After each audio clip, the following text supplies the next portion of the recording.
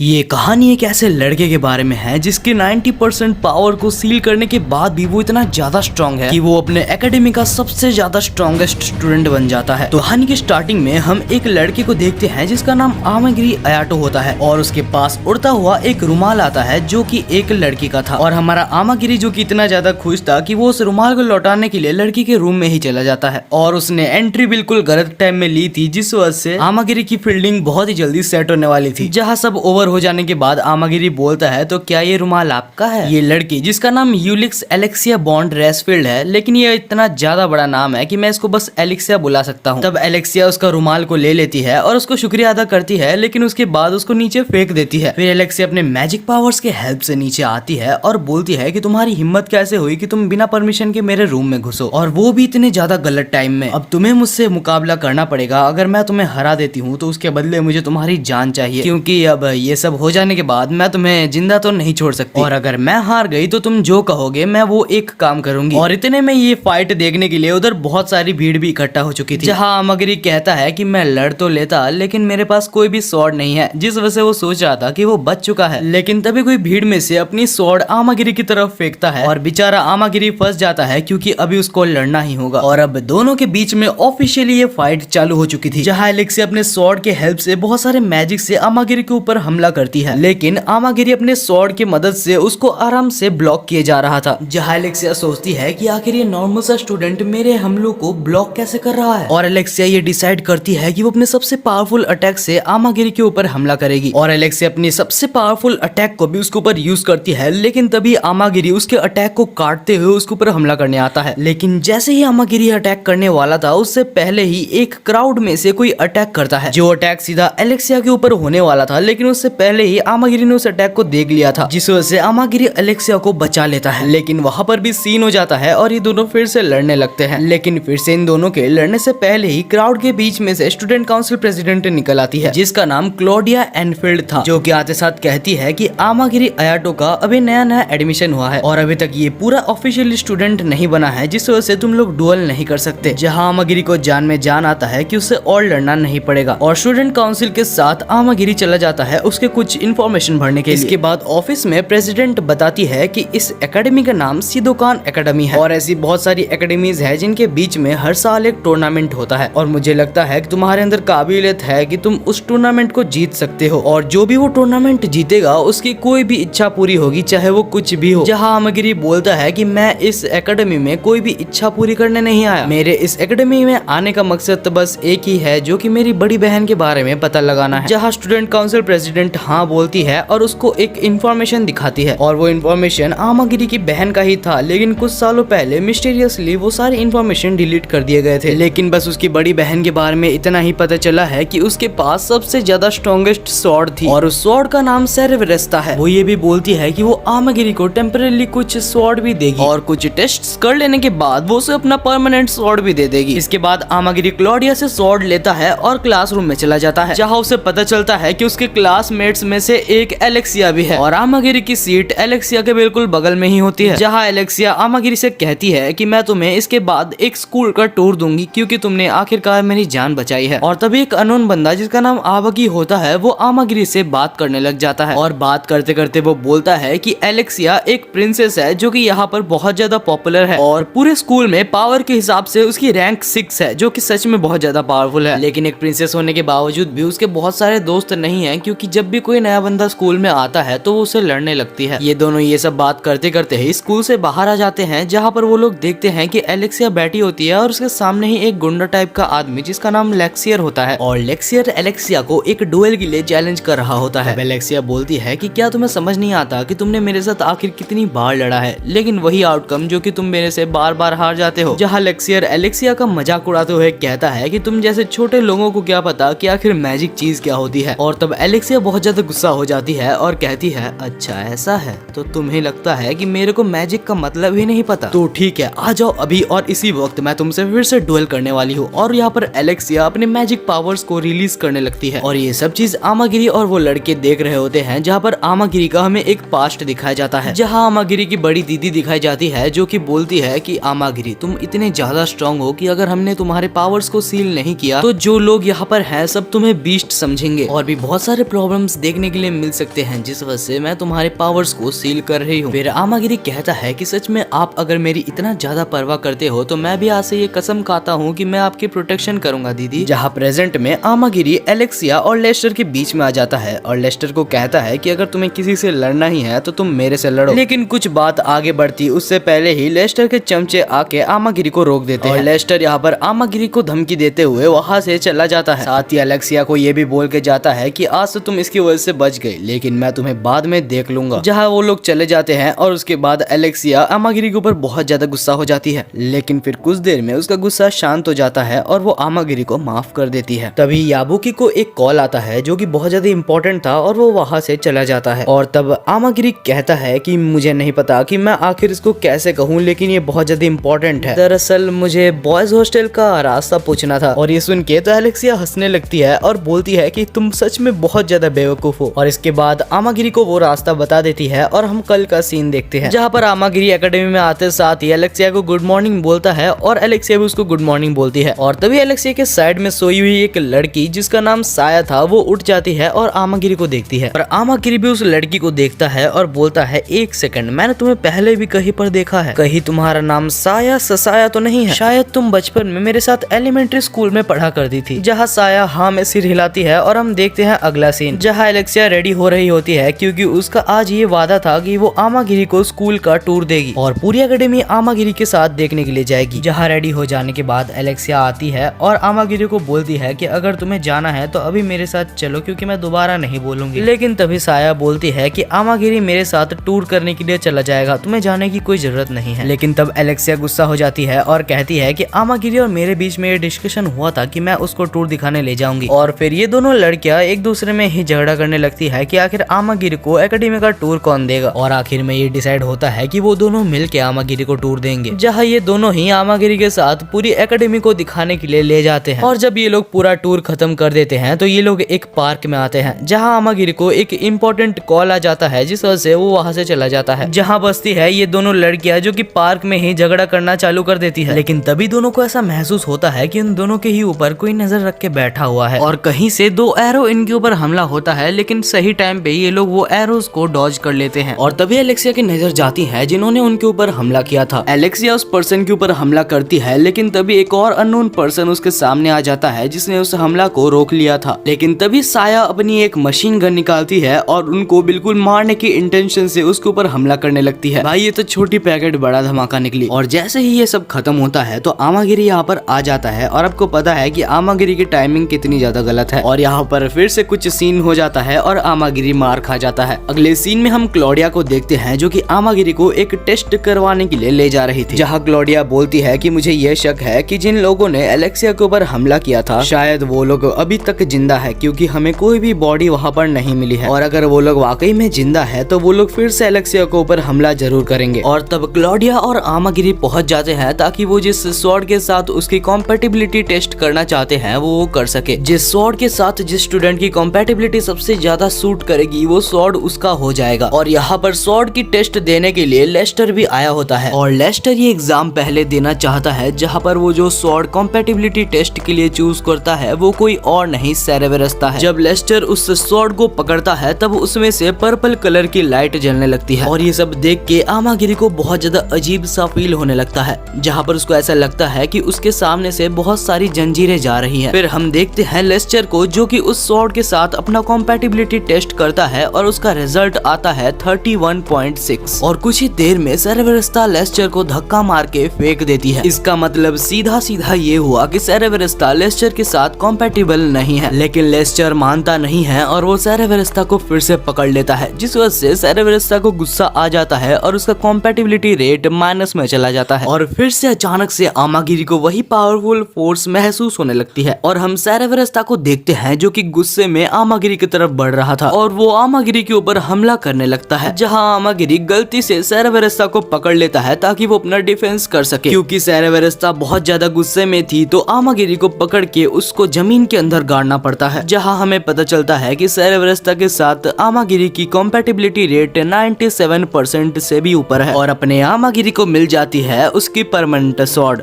अगले सीन में हम देखते हैं एलेक्सिया को जो कि आज बहुत सज धज के आई होती है, क्योंकि वो आमागिरी को आज आज पूरा शहर का टूर देने वाली है, जहाँ वो लोग घूमते घूमते बर्गर किंग में जाके भी बहुत सारे बर्गर्स खाते हैं। अब शाम हो चुकी थी जिस वजह से ये लोग अपने घर जा रहे थे, लेकिन तभी ये लोग देखते हैं कि सामने कुछ गैंग्स मिलके लड़ाई कर रहे हैं, जहाँ एलेक्सिया बोलती है कि मुझे अच्छे से पता है कि ये कोई लड़ाई नहीं कर रहे हैं, ये लोग नाटक कर रहे हैं ताकि ये लोग मुझे मार सके। जो भी इनको ये करने के लिए बोला है उन्होंने ये पक्का बोला होगा कि तुम लोग लड़ने की एक्टिंग करना और जब यहाँ पर एलेक्सिया गुजरेगी तो अचानक से उसे मार देना। और होता भी कुछ ऐसा ही है कि अचानक से एक जन यहाँ पर एलेक्सिया के ऊपर हमला करता है, लेकिन तभी दोनों टाइम रहते हुए बच जाते हैं और अब आमागिरी और एलेक्सिया दोनों ही लड़ने के लिए तैयार हो जाते हैं। और 2 मिनट से भी कम टाइम में एलेक्सिया और आमागिरी मिलके सबको हरा देते हैं। कुछ देर बाद एलेक्सिया वहाँ पर मौजूद एक जन से पूछती है कि अगर तुम्हें अपने सिर पे मौजूद इतने से भी बाल चाहिए तो मुझे बोल दो कि आखिर तुम्हें ये सब करने का ऑर्डर किसने दिया था। जहाँ वो आदमी डरते डरते बोलता है कि वो आदमी एक काला कोट पहना हुआ था जिस वजह से हम उसके शक्ल को नहीं देख पाए। और उसके बाद वो आदमी वहाँ पर इशारा करता है जहाँ हम देखते हैं पेड़ के पीछे एक काला कोट पहना हुआ आदमी दोनों के ऊपर नजर रख रहा था। जहाँ वो आदमी भागने लगता है और आमागिरी और एलेक्सिया दोनों ही उनका पीछा करने लगते हैं और उनका पीछा करते वक्त आमागिरी के ऊपर भी हमला होता है, लेकिन वो एरो को डॉज करते हुए उसके थोड़े से कपड़े फट जाते हैं। लेकिन तभी एलेक्सिया रुक जाती है और बोलती है कि आमागिरी मुझे माफ कर देना, मैंने तुम्हें ये सब में घसीट लिया, छोड़ो उनको जाने दो, कभी ना कभी मैं तो उनको पकड़ ही लूंगी। और एलेक्सिया आमागिरी को बोलती है कि आज रात को मेरे घर आना, मुझे तुमसे कुछ इम्पोर्टेंट डिस्कस करना है। रात को जब आमागिरी एलेक्सिया के घर पहुंचता है तब एलेक्सिया आमागिरी को देख के बोलती है कि जल्दी से अपनी शर्ट उतारो, जहाँ आमागिरी चौंक जाता है और बोलता है कि तुम ये क्या बोल रही हो। तब एलेक्सिया को रियलाइज होता है कि आखिर उसने ये क्या कह दिया और फिर वो बोलती है कि मैं तो सिर्फ तुम्हें अपना शर्ट उतारने इसलिए बोल रही थी ताकि मैं तुम्हारे वो फटे हुए शर्ट को सिल सकूं। और तब आमागिरी बोलता है अगर ऐसी बात है तो मुझे कोई प्रॉब्लम नहीं है। और उसके बाद आमागिरी अपना शर्ट उतार के एलेक्सिया को दे देता है ताकि वो उस शर्ट को सिल सके। और फिर आमागिरी एक फोटो को नोटिस करता है जिसमें एलेक्सिया छोटी थी और उसके साथ कुछ प्रीस्ट्स और उसके कुछ फ्रेंड्स भी थे। जहां आमागिरी उस फोटो को उठाता है और बोलता है कि क्या ये तुम्हारी फोटो है, सच में बहुत अच्छी दिख रही हो। तब एलेक्सिया आमागिरी से वो फोटो छीन लेती है और बोलती है हाँ ये मेरी ही फोटो है। जब मैं छोटी थी तब मैं बहुत ज्यादा चंचल थी जिस वजह से मैं अपने महल से हमेशा भाग जाया करती थी और ऐसे ही एक दिन मुझे कुछ गुंडों ने पकड़ लिया, लेकिन तभी ये मोहल्ले के छोटे छोटे बच्चे आके मुझे बचा लेते हैं और ये लोग ऑर्फन्स हैं, यानी कि इनके माता पिता नहीं है। और फिलहाल जो चर्च में ये लोग अभी रह रहे हैं वहाँ पर पैसों की बहुत ज्यादा दिक्कत है और यहाँ पर मैंने अपने माता पिता से भी पूछा था कि वो लोग उनको कुछ पैसे दे दे, लेकिन उन्होंने मना कर दिया, जिस वजह से मैं इस एकेडमी में आई हूँ ताकि मैं इस टूर्नामेंट को जीतने के बाद पैसों की डिमांड करूंगी और पैसों से मैं उस चर्च के छोटे छोटे बच्चों की भी मदद कर सकती हूँ। और वो ये भी बताती है कि जो रुमाल तुमने मुझे दिया था वो रुमाल भी इन्हीं लोगों ने मुझे सिल के दिया है। अगले सीन में हम आमागिरी और उसके दोस्त को देखते हैं जो कि देखते हैं कि एलेक्सिया एक लेटर को पढ़ रही थी और ये साफ था कि वो लेटर कोई आम लेटर नहीं है क्योंकि एलेक्सिया के मुंह में साफ दिख रहा था कि वो कितनी ज्यादा टेंशन में है। और कुछ देर बाद एलेक्सिया आमागिरी से बिना बात किए हुए चुपचाप वहाँ से चली जाती है। जब आमागिरी और उसके दोस्त कॉरिडोर में जा रहे थे तभी वहाँ पर सामने क्लोडिया दिखती है, जहाँ आमागिरी इस बारे में क्लोडिया से बात करता है। तब क्लोडिया भी टेंशन में आ जाती है और बोलती है ये बिल्कुल भी नॉर्मल चीज नहीं है क्योंकि ये तो कंफर्म है कि वो लेटर पक्का उन्हीं लोगों में से आया होगा जो एलेक्सिया को मारना चाहते हैं और एलेक्सिया हम लोग को टेंशन नहीं देना चाहती, जिस वजह से वो अकेले ही उनसे लड़ने चली गई। अब आमागिरी भी टेंशन में आ चुका है कि आखिर वो एलेक्सिया को कैसे बचाए।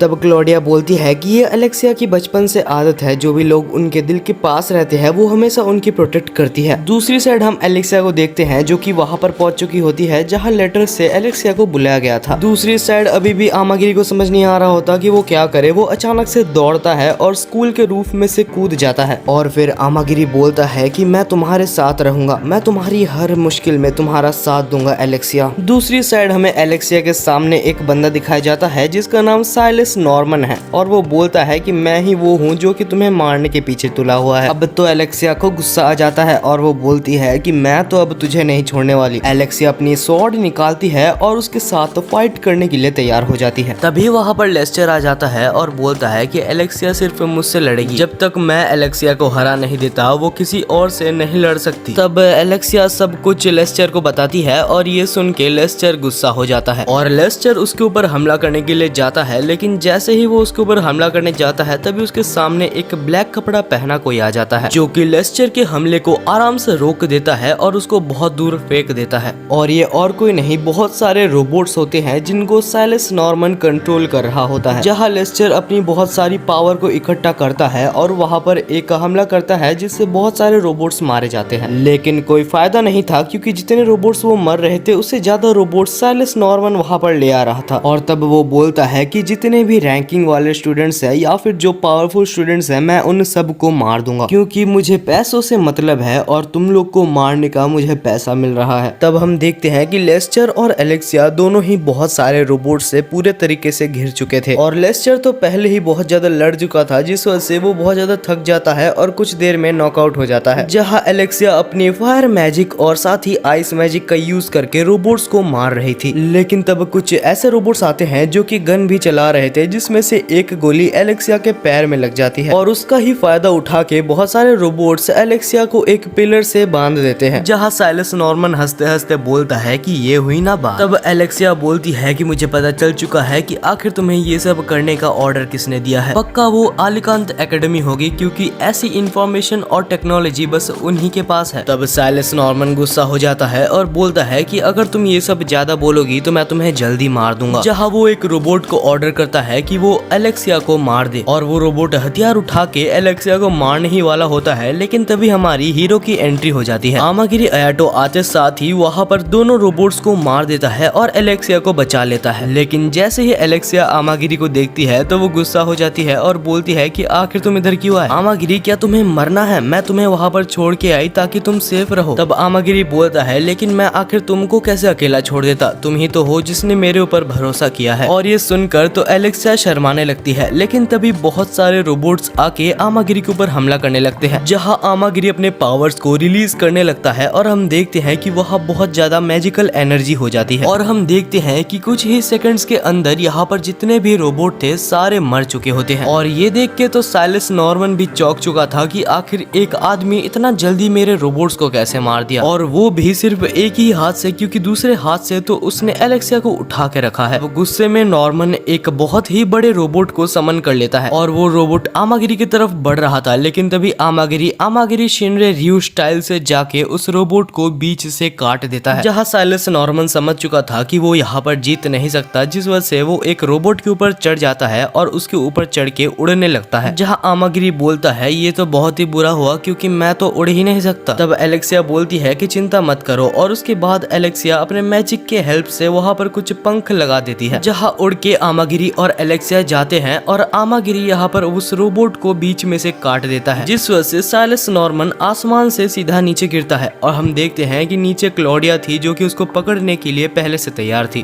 दूसरी तरफ एलेक्सिया और आमागिरी चैन की सांस लेते हैं कि चलो ये सब तो खत्म हुआ, लेकिन अचानक से तब आमागिरी को बहुत ज्यादा दर्द होने लगता है और हम देखते हैं कि वो चेन्स उसको फिर से बांधने लगती है और आमागिरी कुछ ही टाइम में बेहोश हो जाता है। जहाँ की एलेक्सिया कुछ भी समझ नहीं पाती और वो उसको नीचे लाती है। जहाँ हमें फिर से आमागिरी का पास्ट दिखाया जाता है, जहाँ उसकी बड़ी दीदी बोलती है मुझे माफ करना आमागिरी, लेकिन मुझे ये बहुत ही दुख के साथ करना पड़ रहा है। और इसके बाद आमागिरी की पावर्स को सील कर दिया जाता है।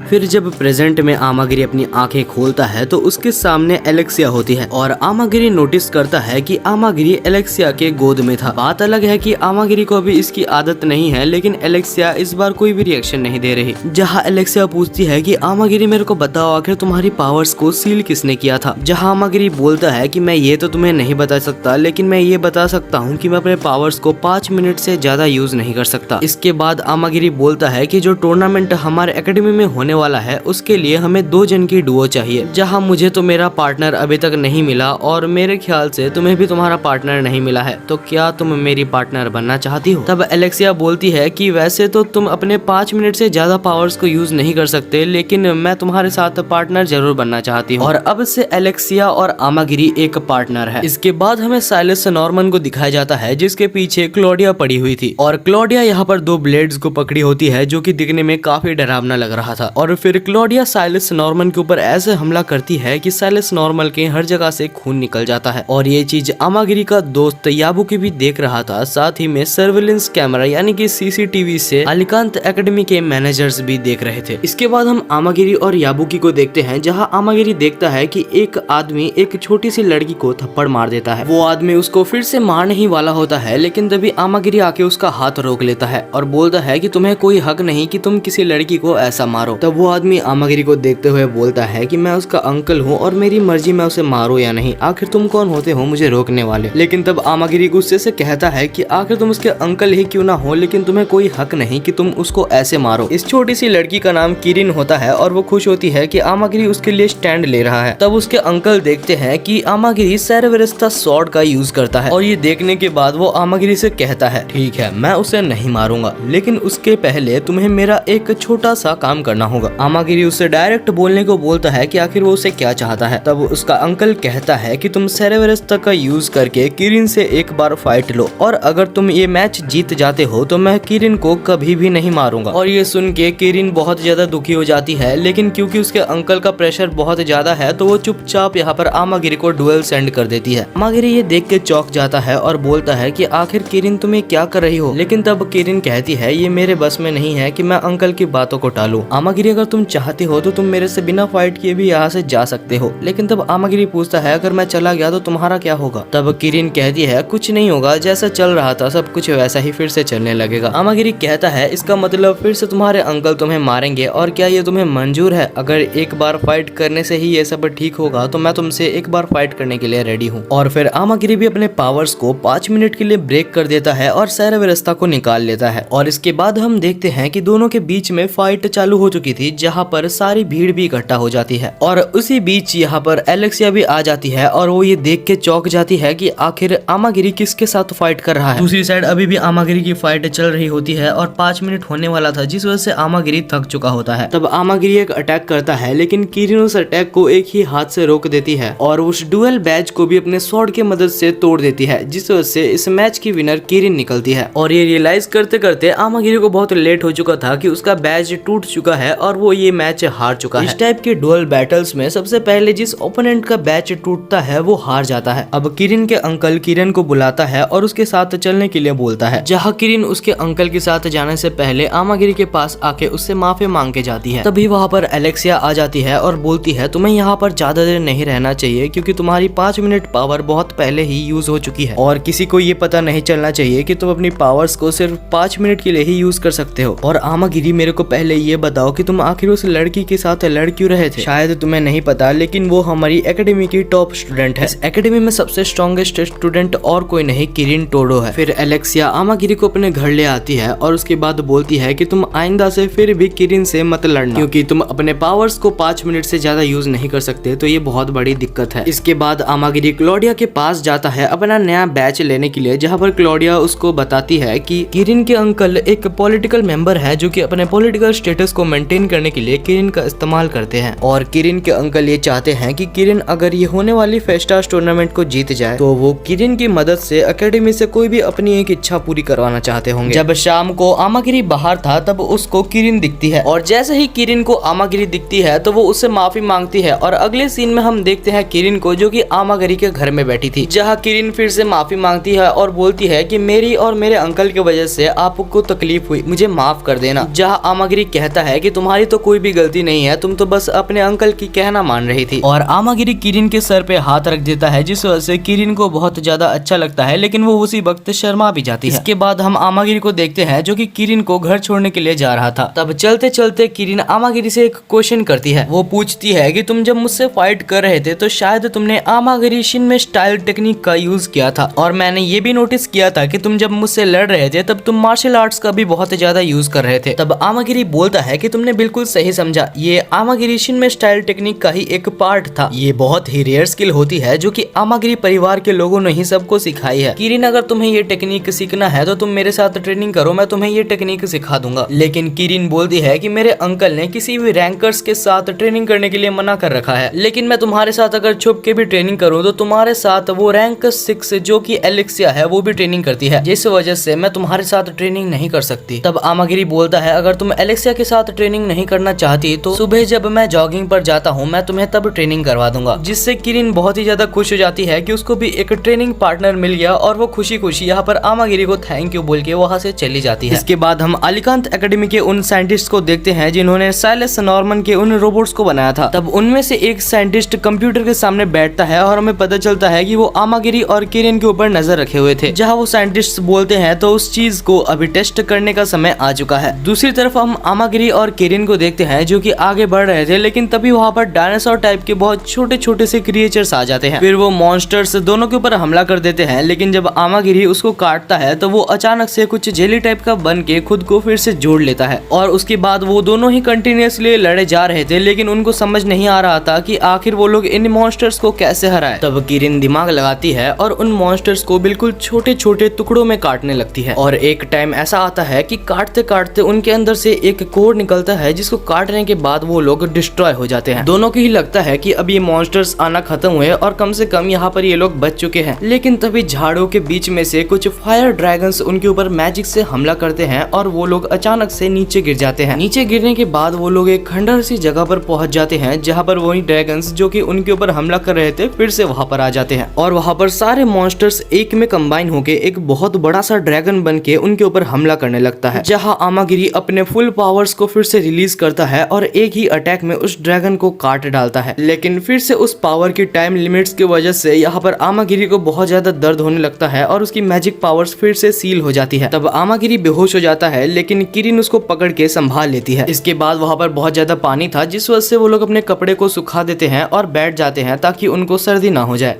तब किरिन अपनी बैक स्टोरी बताने लगती है कि जब वो छोटी थी तब वो अपने पापा के साथ बहुत खुश थी और एक दिन ऐसे ही वो एक रेस्टोरेंट में खाने के लिए उसके पापा के साथ गई थी, लेकिन अचानक से एक आदमी ने उसके ऊपर हमला कर दिया और किरिन के पापा ने किरिन को बचाने के लिए उस हत्यारे की जान ले ली और पुलिस वाले वहाँ पर आके ये सिचुएशन को ना समझते साथ ही मेरे पापा को अरेस्ट कर लेते हैं। और उसके बाद से ही मैं अपने अंकल के साथ रहती आई हूँ और यही वजह है कि किरिन फेस्टास टूर्नामेंट में पार्टिसिपेट करना चाहती है कि अगर वो इस टूर्नामेंट को जीत जाए तो वो अपने पापा को जेल से बाहर निकाल सके। आमागिरी पूछता है कि तुम्हारे अंकल जैसे तुम्हें ट्रीट करते हैं क्या वो तुम्हें चलेगा? तब किरिन रोते हुए कहती है कि मुझे बिल्कुल भी ये नहीं पसंद। तब आमागिरी किरिन के सर पे हाथ रखता है और उसे हौसला देता है और तब वहाँ पर रेस्क्यू टीम भी आ जाती है और वो लोग वहाँ से निकल जाते हैं। अगले सीन में किरिन को दिखाया जाता है जो कि उसके अंकल के पास जाके उसको डायरेक्ट बोलती है कि मैं आपके लिए और काम नहीं करूंगी। जहाँ उसके अंकल ये सुन के बहुत ज्यादा गुस्सा हो जाते हैं और उसको एक थप्पड़ मार देते हैं, लेकिन इस बार किरिन रोती नहीं और वहाँ पर खड़ी रहती है। ये देख के उसके अंकल को और ज्यादा गुस्सा आ जाता है और वो उसको एक जोर का पंच मारने वाला होता है, लेकिन इस बार किरिन उसके हाथ को रोक देती है।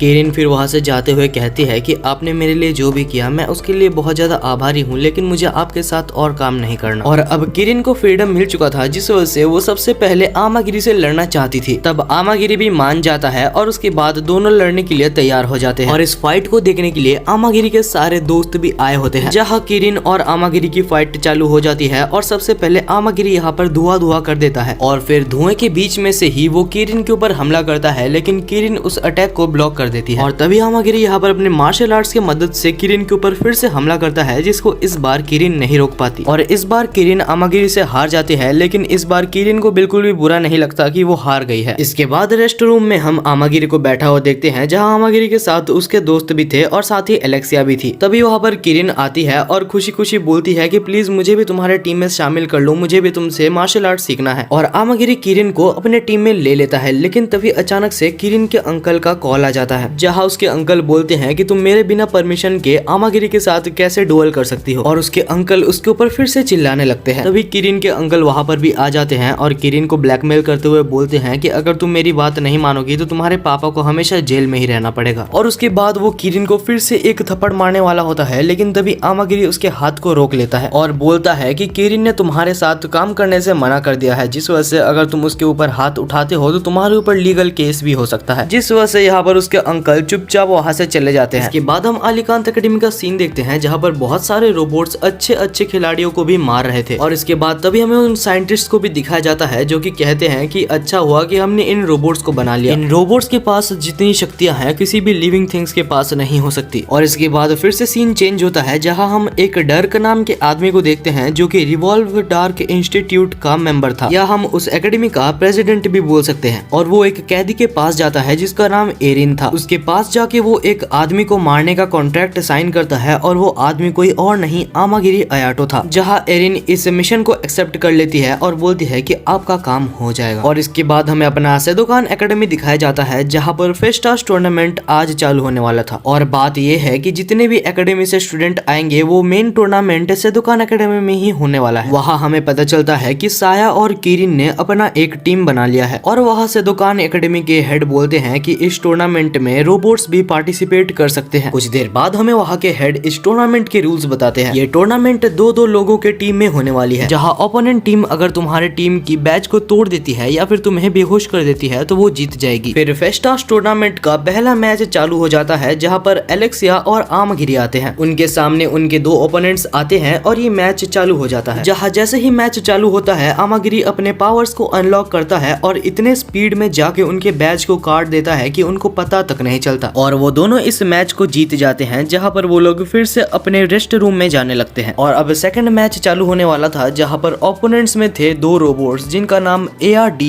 और एलेट होता है और उनके सामने थे नॉर्मल मॉर्टल ह्यूमंस। और इस फाइट को आमागिरी, एलेक्सिया और उनके दोस्त भी देख रहे थे। साथ ही वो रोबोट्स के क्रिएटर्स जो कि साइंटिस्ट थे वो भी बैठ के देख रहे थे। जहाँ वो रोबोट जिसका नाम ARD होता है वो कहता है तो मैं तुम मॉर्टल्स को एक चांस देना चाहता हूँ, जहाँ पर मैं चुपचाप खड़ा रहूंगा और पहला अटैक मैं तुम्हें करने दूंगा और अगर तुम मुझे मार दिए तो तुम्हारे लिए बहुत अच्छा होगा। और एक रोबोट की ऐसे बातें सुन के इस आदमी को बहुत ज्यादा गुस्सा आने लगता है। जहाँ दूसरा रोबोट बोलता है कि लेकिन हमारे प्लान में ऐसा कुछ भी नहीं था। लेकिन तब ARD समझाता है कि अगर हम ऐसा करते हैं तो हम कितने ज्यादा कूल लगेंगे। और फिर दूसरा रोबोट भी ARD की बात मान लेता है। दूसरी तरफ ये आदमी इस ऑफर को एक्सेप्ट कर लेता है और बोलता है ठीक है, हम पहले 1 मिनट तक हमला करेंगे।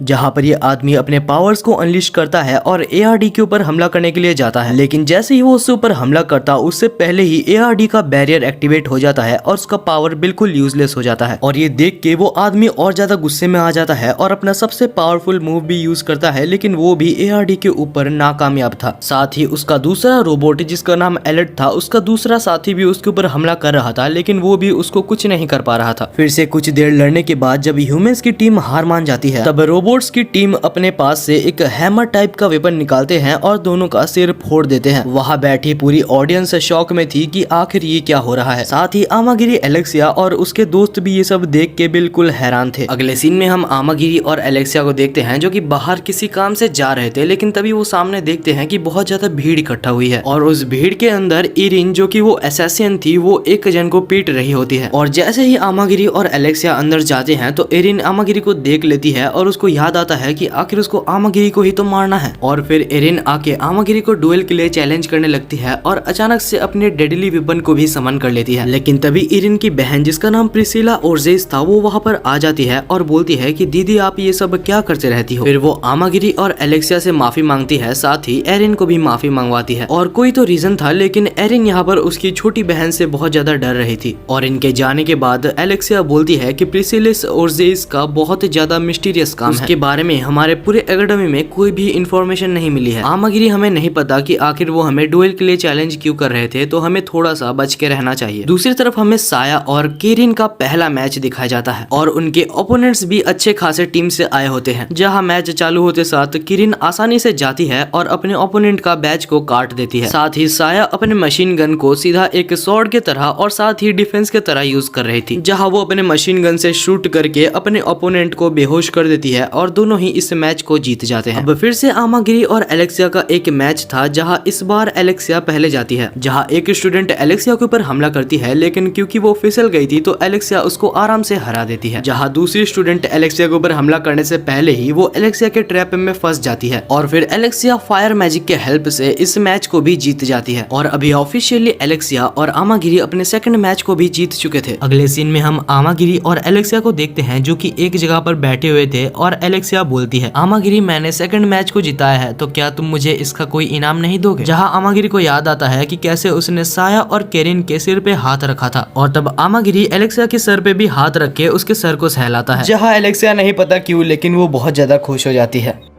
अगले सीन में हम आमागिरी को एक शहर में चलते हुए देखते हैं, जहां अचानक से आमागिरी के पास प्रिसिला आती है और खुद को बचाने के लिए कहती है, क्योंकि इस वक्त प्रिसिला के पीछे बहुत सारे गुंडे पड़े हुए थे। तब आमागिरी प्रिसिला को लेके वहां से भागने लगता है और एक बिल्डिंग के ऊपर चढ़ जाता है, जहां पर सारे गुंडे अभी भी उनको नीचे ही ढूंढ रहे थे। ऊपर आने के बाद प्रिसिला आमागिरी का शुक्रिया अदा करती है, लेकिन तभी पीछे से हम देखते हैं कि इरिन ऊपर से अपना साइड लेके आमागिरी के ऊपर अटैक करने जाती है, लेकिन सही टाइम पे प्रिसिला उसको बोल देती है कि आमागिरी ने मेरी जान बचाई है, जिस वजह से तुम्हें उसके ऊपर अटैक करने की कोई जरूरत नहीं है। लेकिन इरिन तो इस बात को मान ही नहीं रही थी और वो आमागिरी के ऊपर अटैक करना चाह रही थी, लेकिन उसके बाद प्रिसिला उसको थोड़ी डांटती है और समझा देती है, जिस वजह से इरिन को भी समझ आ जाता है कि आमागिरी ने प्रिसिला की जान बचाई है। और इसके बाद इरिन बोलती है कि अगला मैच तुम्हारा और मेरा ही है, और यहाँ तुमने मेरी छोटी बहन की जान बचाई है, तो मैं तुम्हें यहाँ पर मार तो नहीं सकती। जिसको सेटल करने के लिए इरिन यहाँ पर डर्क से बात करने के लिए जाती है, और जैसे ही इरिन यहाँ पर जाती है तो वो उसके डेस्क को अपने साइड की मदद से तोड़ देती है, क्योंकि उनके बीच में ये डील हुई थी कि उसके लिए वो आमागिरी को मारेगी, बदले में वो उसकी छोटी बहन को प्रोटेक्ट करेगा। लेकिन आज उसकी छोटी बहन के पीछे कुछ गुंडे पड़ गए थे जिनको आमागिरी ने ही भगाया था, जहाँ डर्क बोलता है कि मेरी मर्जी में प्रिसिला को बचाऊं या मारूं, तुम आखिर होती कौन हो। और ये सुन के इरिन को बहुत ज्यादा गुस्सा आ जाता है और वो डर्क के ऊपर हमला कर देती है, लेकिन तभी डर्क के सामने एक बैरियर आ जाता है जिस वजह से उसका हमला उसको हिट ही नहीं करता। और फिर डर्क बोलता है कि चुपचाप यहाँ से चले जाओ, जहाँ इरिन भी कुछ नहीं बोलती और धीरे धीरे वहाँ से निकल जाती है। अगले सीन में हम आमागिरी और एलेक्सिया को देखते हैं जो कि इरिन के घर में जा रहे थे। दरअसल इरिन ने उनको इसीलिए बुलाया होता है क्योंकि उसने उनकी छोटी बहन को बचाया था, बदले में वो बस एक थैंक्स कहना चाहती थी। दरअसल यहाँ पर इरिन आमागिरी और एलेक्सिया को एक पार्टी देना चाहती थी ताकि आमागिरी का किया हुआ एहसान इरिन के बदन से उतर जाए। जब दोनों घर में पहुंचते हैं तो प्रिसिलिया उनका वेलकम करती है और सामने हमें इरिन को भी दिखाया जाता है जो कि टेबल में बैठी थी। कुछ देर में प्रिसिलिया यहाँ पर बहुत टेस्टी टेस्टी खाना लाती है जो कि सच में दोनों को बहुत ज्यादा पसंद आता है। और उसके बाद एलेक्सिया इरिन से पूछती है कि पहले आखिर तुम आमागिरी को मारने की कोशिश क्यों कर रही थी, जहाँ इरिन बोलती है कि बहुत समय पहले की बात है, जब हम छोटे थे तो हमारा ख्याल रखने के लिए कोई भी नहीं था, जहाँ पर हमारे पास पैसे भी नहीं थे ताकि हम सरवाइव कर सके। जहाँ डर्क एवरवाइन ने हमें कुछ पैसे उधार दिए थे और उन पैसों को अभी तक इरिन चुका नहीं पाए, जिस वजह से वो यहाँ पर इरिन से अपने मर्जी का काम करवाता है। और अभी उसने ऑर्डर दिया है कि वो आमागिरी को मार दे और फेस्टास से उसका नामो निशान मिटा दे। इसके बाद वो लोग थोड़ा और खाना वगैरह खाते हैं और उसके बाद जाने का टाइम हो जाता है, जहाँ प्रिसिला माफी मांगती है कि उसकी बड़ी बहन बिल्कुल भी अयाटो से अच्छे से बात नहीं करती, और प्रिसिला को ये डर लगा रहता है कि धीरे धीरे उसकी बड़ी बहन इंसानियत को खोते जा रही है। फिर हमें प्रिसिलिया और इरिन का पास्ट दिखाया जाता है, जहाँ पर एक बहुत ही बड़ी वॉर चल रही होती है, जहाँ प्रिसिलिया वॉर के चलते छुपी हुई थी और उसके ऊपर अचानक से सीलिंग टूट के गिर जाती है, जिस वजह से जब प्रिसिलिया को हॉस्पिटल ले जाया जाता है वहाँ पर उसके बहुत सारे खून निकाला जाता है। और वो खून इसीलिए निकाला जा रहा था ताकि एरिन और प्रिसिला के पेरेंट्स को पैसे मिल सके,